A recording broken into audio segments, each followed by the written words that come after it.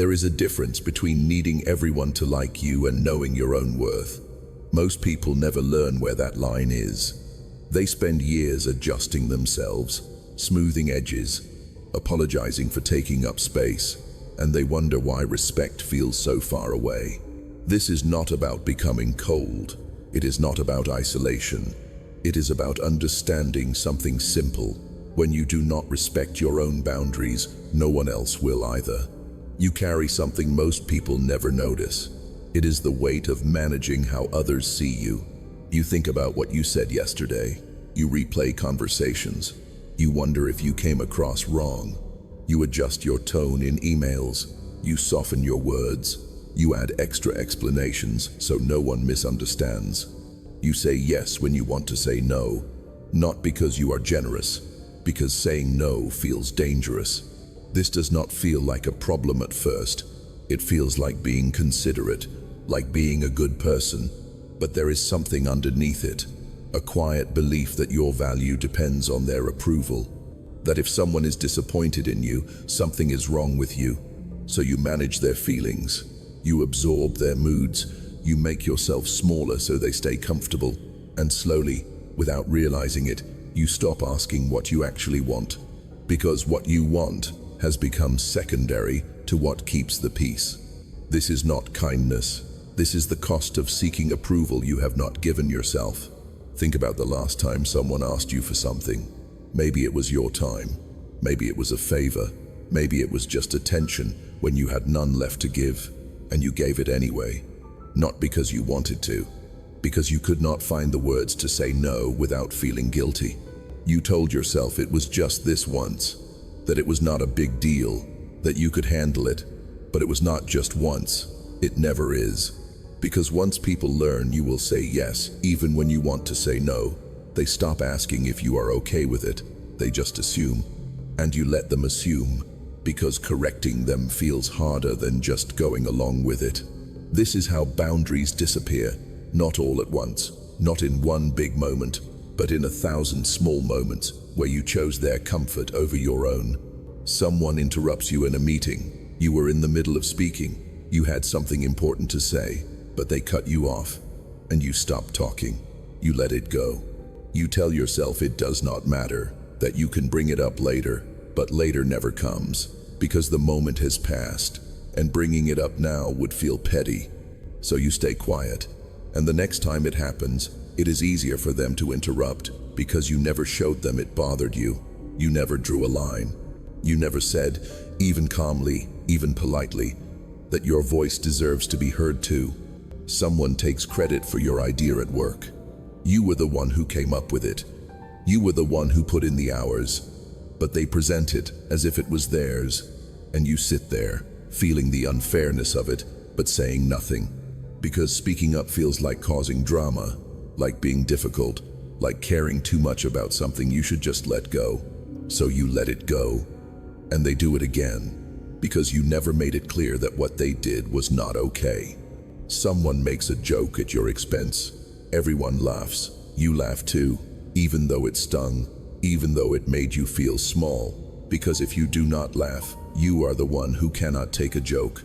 You are the one who is too sensitive. So you laugh, and you go home feeling something you cannot quite name, a heaviness, a sense that you betrayed yourself in that moment. These moments seem small, isolated, not worth making a fuss over, but they add up. Each time you ignore your own limits, you teach people how to treat you. You teach them that your time is flexible, that your energy is available, that your feelings can be dismissed, that your needs can wait. And they believe you, not because they are bad people, not because they want to hurt you, but because you trained them to believe it. You showed them, through your actions, that you do not protect what matters to you. Boundaries are not walls. They are not about shutting people out. They are not about being harsh or unkind. They are about showing people where you begin and where they end. They are about making it clear what you will accept and what you will not. When you have no boundaries, people do not see you clearly. They see a shape that adjusts to fit their needs. A person who bends, a person who gives, a person who will always make room, even when there is no room left.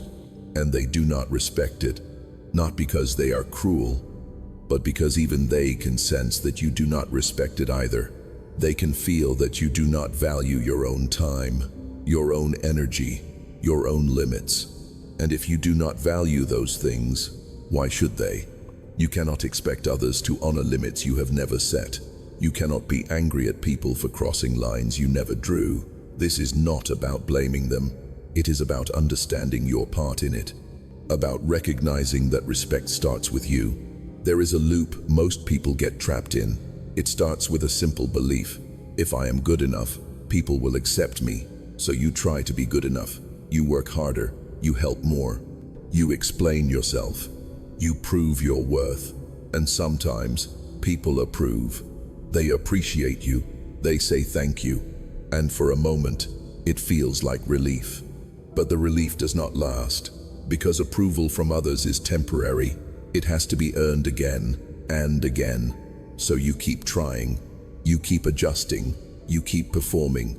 And the more you do this, the less you trust yourself, because your sense of worth is no longer yours.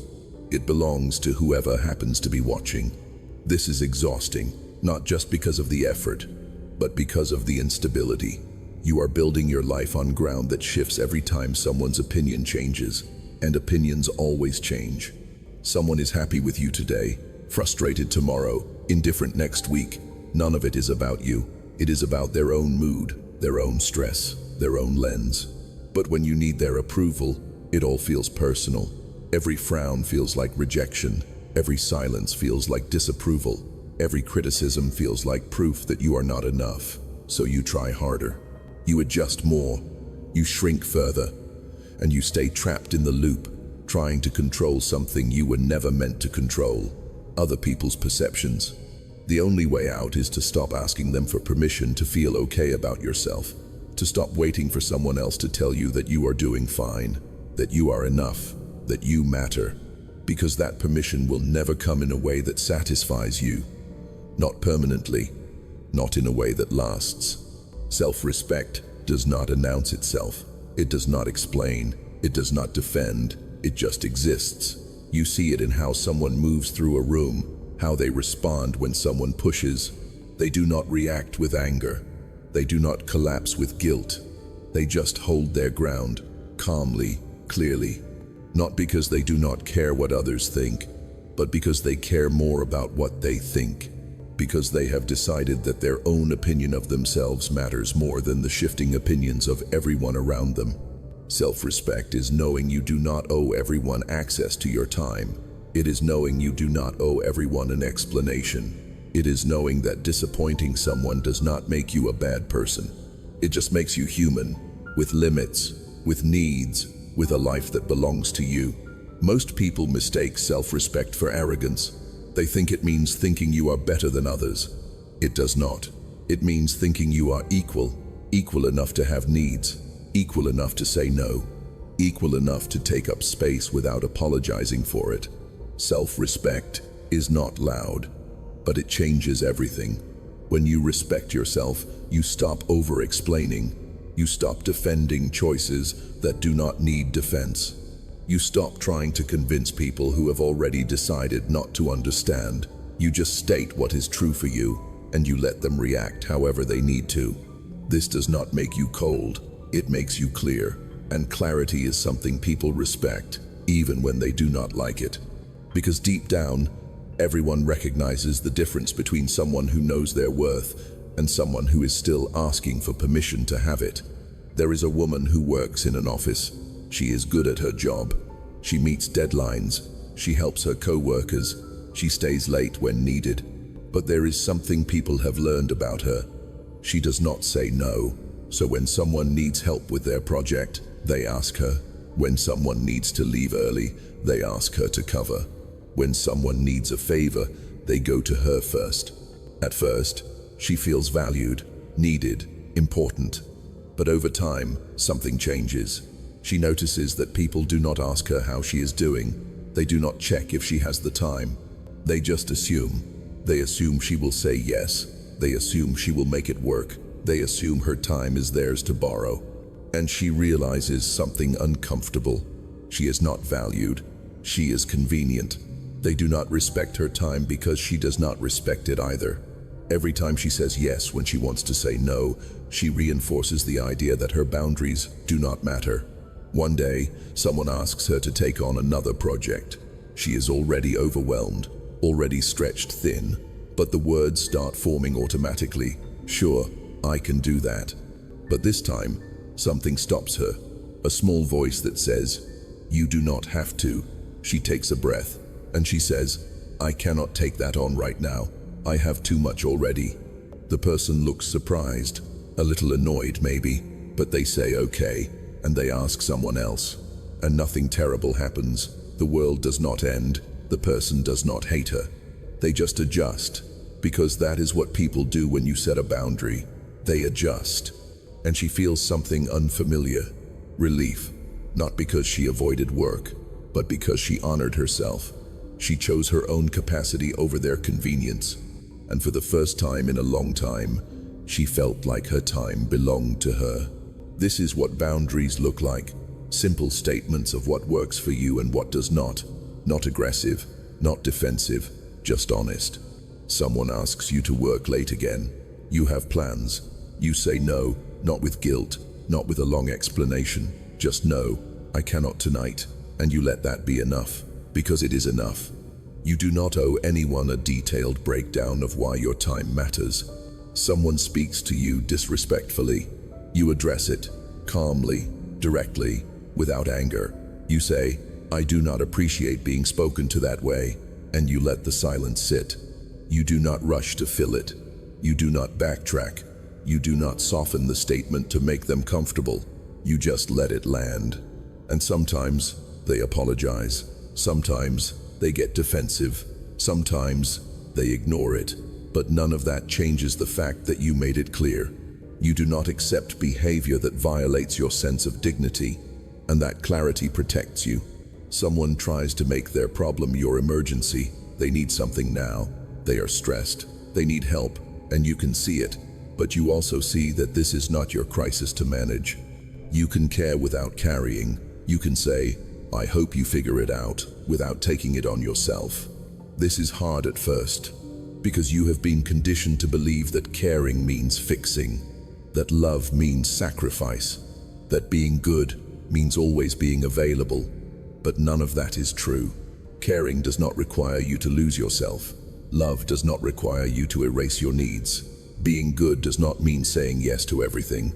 Boundaries do not make you selfish. They make you honest. They let people know where they stand with you. And yes, some people will not like it. Some people benefited from you having no boundaries. They had unlimited access to your time, your energy, your flexibility. When you set limits, they feel it as a loss.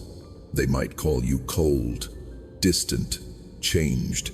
They might say you are not the person you used to be. And in a way, they are right. You are not.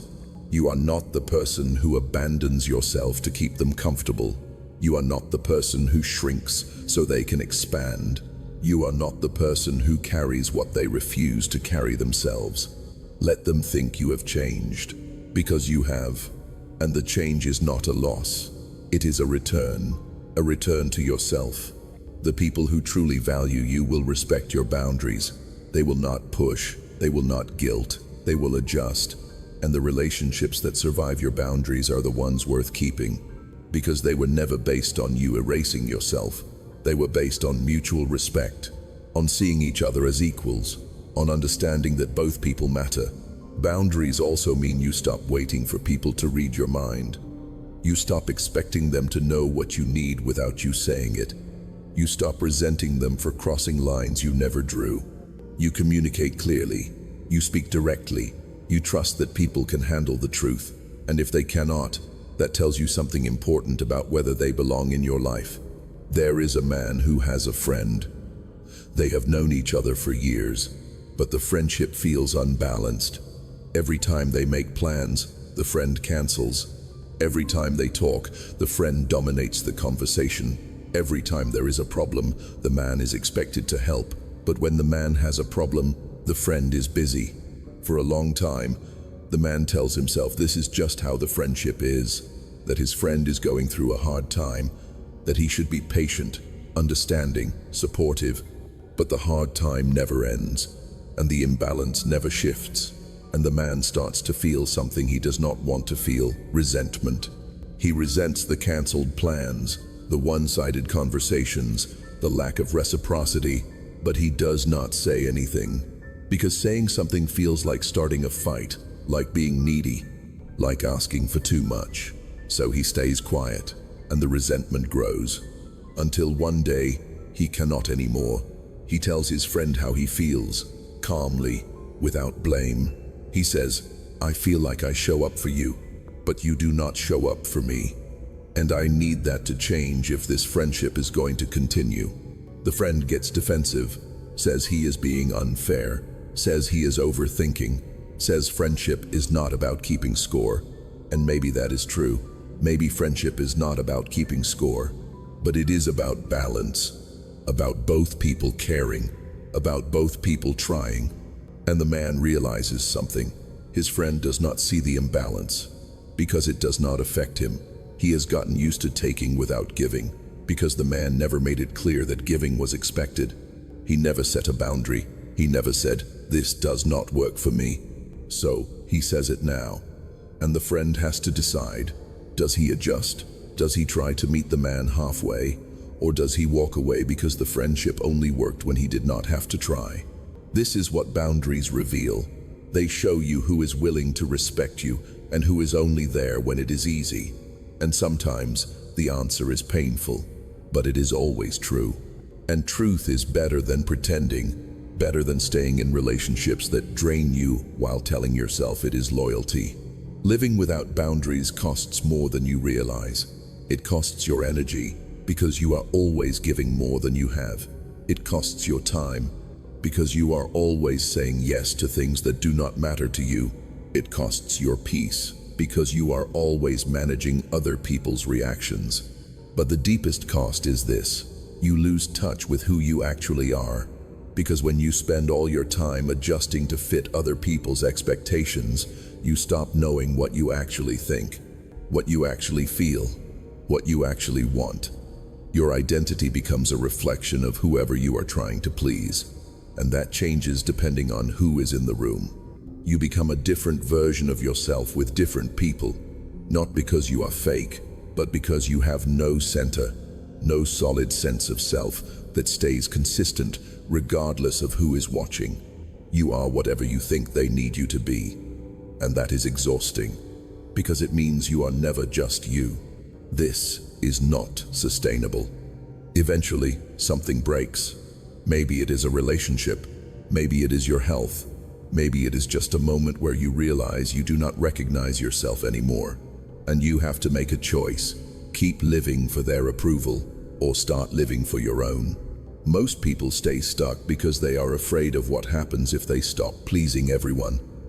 They are afraid of conflict, of disappointment, of being misunderstood, of being called selfish, of being left alone.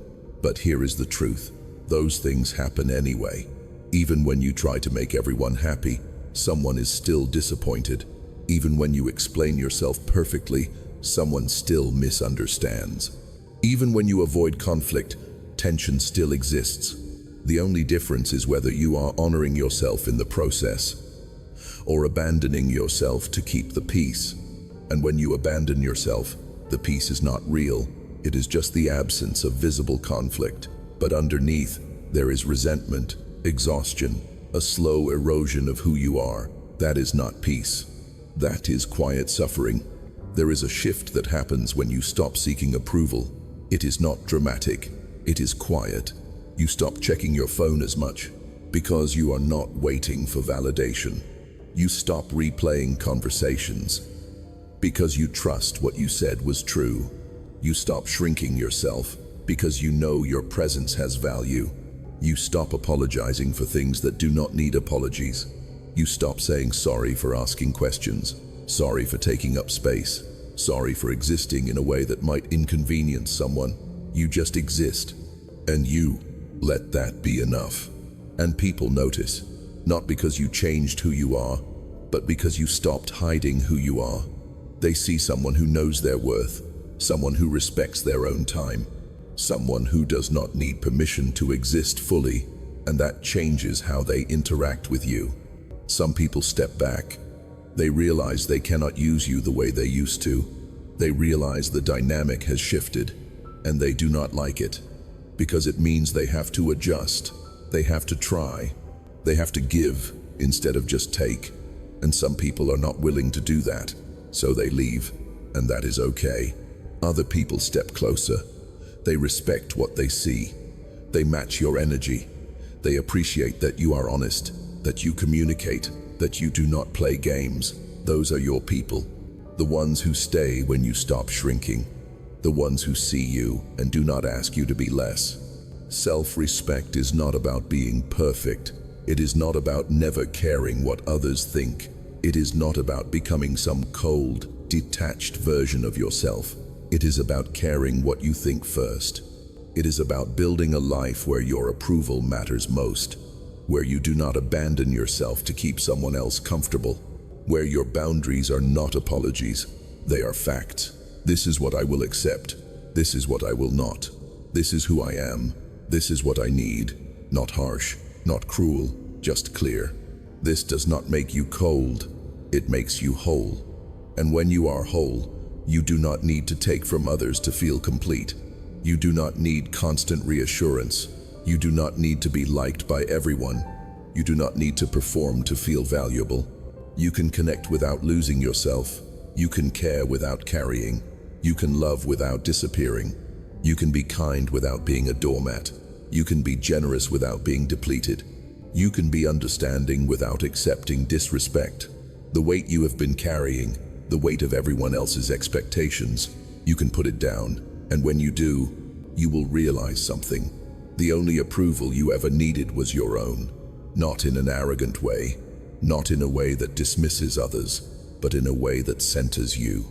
That reminds you that you are the one living your life, that you are the one who has to wake up with your choices, that you are the one who knows what you can handle and what you cannot.